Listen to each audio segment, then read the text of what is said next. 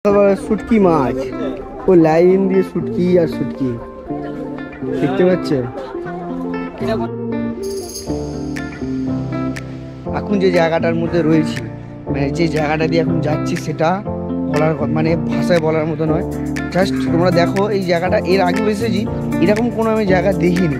তো শুধু ব্যাকগ্রাউন্ডটা দেখো, আবার সেই মাছ ইলিশগুলো।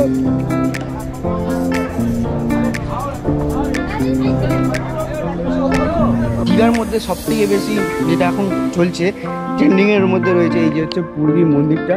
আশা করছি দেখতে পাচ্ছ পুরী মন্দিরটা পুরোটা রেডি হয়ে গেছে।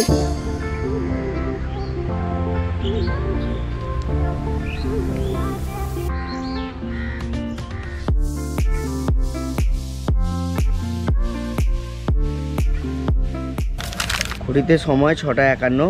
তো ফাইনালি মর্নিং গুরু তোমাদের সকলকে স্বাগত আবার একটা নতুন ব্লগে। তো আগের ব্লগটাতে তোমরা দেখেছিলে আমরা রাত্রিবেলা যে সি বিচে ঘুরতে গেছিলাম। তো সি বিচে ঘুরতে যাওয়ার পরে বৃষ্টি চলে আসে, তো সেইভাবে মজা করতে পারিনি।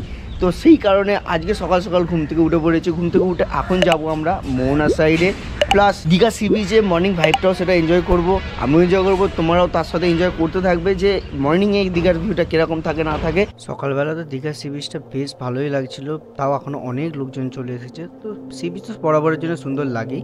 তো সকাল সকাল একটা চায়ের চুমুক দিয়ে আমরা রওনা নিচ্ছিলাম যে মোহনা যাবো বলে।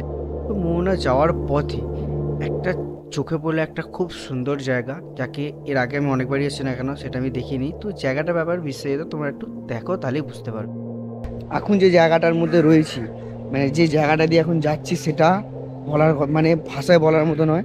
জাস্ট তোমরা দেখো এই জায়গাটা, এর আগে এসেছি এরকম কোনো আমি জায়গা দেখিনি। তো শুধু ব্যাকগ্রাউন্ডটা দেখো কীরকম লাগছে, তারপরে তোমরা আমাকে কমেন্ট করে জানাও যে কি দেখছি আমি। এটা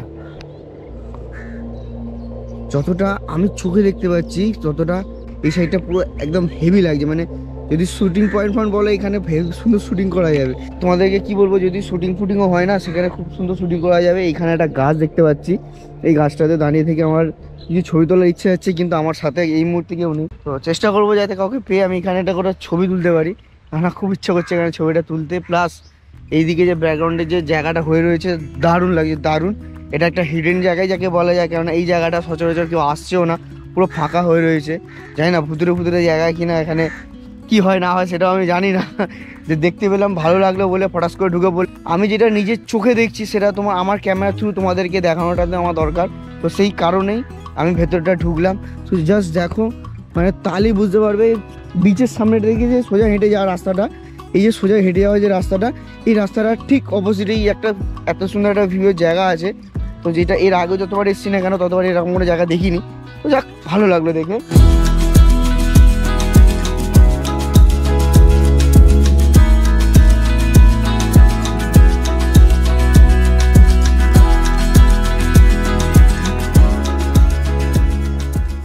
এই যে নিজের চোখে যে জিনিসটা দেখলাম, বা এই নিজের চোখে যে এক্সপিরিয়েন্স করলাম যে ব্যাপারটা, এইটা তোমাদেরকে যদি আমি পাখির মতো ওপর থেকে যদি দেখাতে পারতাম না জিনিসটা, তাহলে খুব ভালো হতো। একটা ড্রোন কেনা প্রচণ্ড ইচ্ছা, কিন্তু সেরকম কোনো পরিস্থিতি নেই যে একটা ড্রোন কিনতে পারবো। কী করা যাবে সেটা, তোমরা যেটুকু দেখাচ্ছি না কেন সেটুকু দেখেই তোমরা মজা পাও, আমাকে মজা দাও। তোমরা ভরে ভরে কমেন্ট করে আমাকে জানাও যে তোমাদের কেমন লাগছে ভিডিওটা। যদি ভালো লাগে তো জানো ভালো করে কী করতে হবে, এটা মনে করে লাইক করতে হবে। আর যদি বেশি ভালো লাগে তাহলে চ্যানেলটাকে জোরে গিয়ে সাবস্ক্রাইব করে দাও। এইটুকুই তো চাওয়া পাওয়া বন্ধু তোমাদের কাছে, আর কিছু নয়। তো ভিডিওটা কন্টিনিউ দেখতে থাকো। এখন এই দিক দিয়ে সোজা দিকে যাবো, মানে এই বিচের দিয়ে সোজা হেঁটে গেলে সামনে একটা মাছের ভেড়ি আছে যেখানে অনেক মাছ টাছ পাওয়া যায়। তো সেই জায়গাটা গিয়ে দেখবো, ঘুরবো ফিরবো, আমি দেখবো, সাথে তোমাদেরকেও দেখাবো। তো চলো চটপটি জায়গায় পৌঁছাই। নিউ দীঘা থেকে ওল্ড দীঘা টপকে মোহনা অনেকটাই হাঁটা, হেঁটে প্রায় এই জায়গাটায় এসেছি।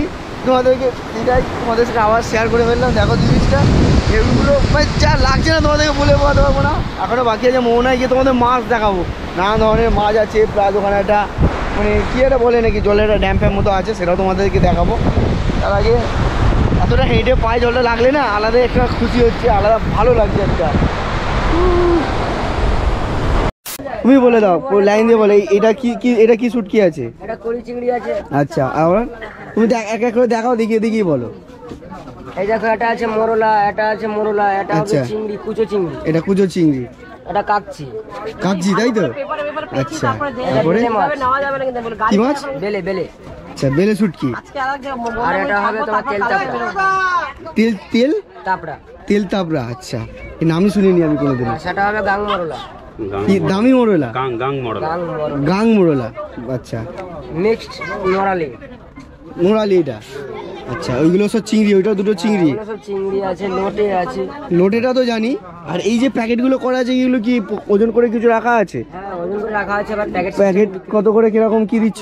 ছোট প্যাকেটগুলো তোমার 60 টাকা প্যাকেট। এই এই প্যাকেটগুলো 60 টাকা প্যাকেট, তাই তো? ছোটগুলো। হ্যাঁ এইগুলো এইগুলো না এইগুলো এই পাশের গুলো 60 টাকা। আচ্ছা ওখানে ছোট বড় দুটো। আচ্ছা যাই হোক আছে এখানে 60 টাকা বলো, রেটটা বলো 60 টাকা। বড়গুলো 150। 60 টাকা 150 টাকা দুটো রেট আছে, তাই তো? আর ওইদিকে তোমার ডাব্বাগুলো কিরম দাম আছে? ডাব্বাগুলো তোমার 300 টাকা ডাব্বা আছে। ওটা কত কেজি করে আছে মোটামুটি দাম? বলা যাবে না, কিন্তু ওটা বয়েন সিস্টেম। আচ্ছা বয়েন সিস্টেম যা হয় আর এটা কি আমাদের রুই শুটকি, তাই তো? এখানে সব রকমেরই শুটকি পাওয়া যায়, পিস করে রুই শুটকিও পাওয়া যাচ্ছে। বেশ খুব সুন্দর। আচ্ছা ওনার নামটা? হ্যাঁ তোমার নাম আর ঠিকানাটা বলো, এখানে ফোন নাম্বার বলে দাও, যদি কেউ নিতে চায় অর্ডার দিতে চায় তা হয়ে যাবে তোমার কাছে? হ্যাঁ না যদি অনলাইন অর্ডার চাই বাইরে থেকে। এই দেখো দোকানের নাম হলো মা কালী ফিস্টল। হ্যাঁ আর আমার নাম হলো মনোজ হালদার। আর তোমার নাম হচ্ছে মনোজ হালদার, তাই তো? কবে থেকে কবে খোলা আছে তোমাদের? আমাদের 24 ঘন্টা খোলা থাকে। আর দোকান খোলা আছে প্রায় অনেক দিন। আচ্ছা ঠিক আছে, আমাদের বন্ধু দর্শকদেরকে দেখিয়ে দিলাম, যদি দরকার পড়ে তোমার দোকানে এসে ভিজিট করে নেবে। আর সব অনলাইন পেমেন্টেরও ব্যবস্থা রয়েছে, কেউ যদি এখনও অনলাইন করতে চাও ভাইকে করে দিতে পারো, আগে থেকে শুটকি মাছ অর্ডার দিয়ে দিতে পারো। ঠিক আছে ভাই, টাটা। চলো কিসে ওরে সালা জ্যান্ত কাঁকড়া, তুমি কি এটা জ্যান্ত কাঁকড়া মনে হচ্ছে যতদূর। জ্যান্ত না এগুলো মোড়া, এটা মোড়া কাঁকড়া, মোড়া মোড়া। ও এবার দেখলাম, এতক্ষণ দেখেছিলাম তোমার হচ্ছে শুটকি, বড় বড় ছোট সব শুটকি দেখলাম, এবার হচ্ছে বড় বড় মাছ।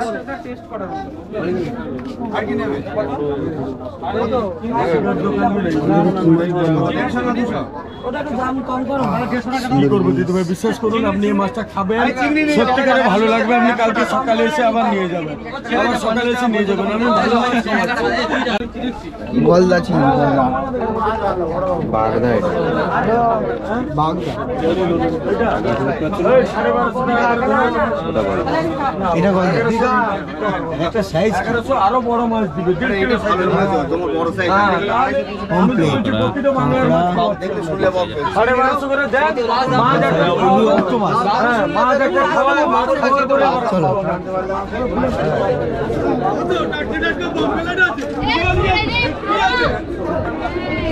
আবার সেই মাছ ইলিশগুলো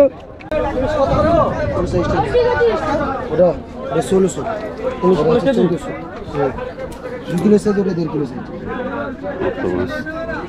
ও পিস নিবে দাদা, ও দাদা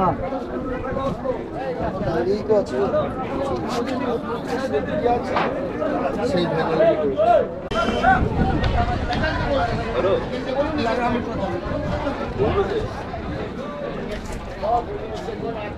ও লাইন দিয়ে শুটকি আর শুটকি, শুটকি আর শুটকি, শুটকি আর শুটকি।